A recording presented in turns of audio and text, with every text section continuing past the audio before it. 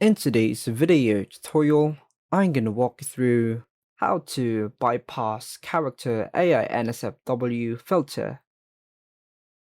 So it's a basically easy process, so make sure to watch the full video in its entirety, and don't forget to like and subscribe so you won't miss any helpful tutorials in the near future.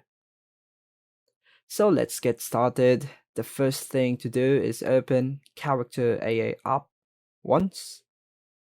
And just a heads up, if you will have to literally, you know, making love while using this application, because you will have to use different terminology while saying it up.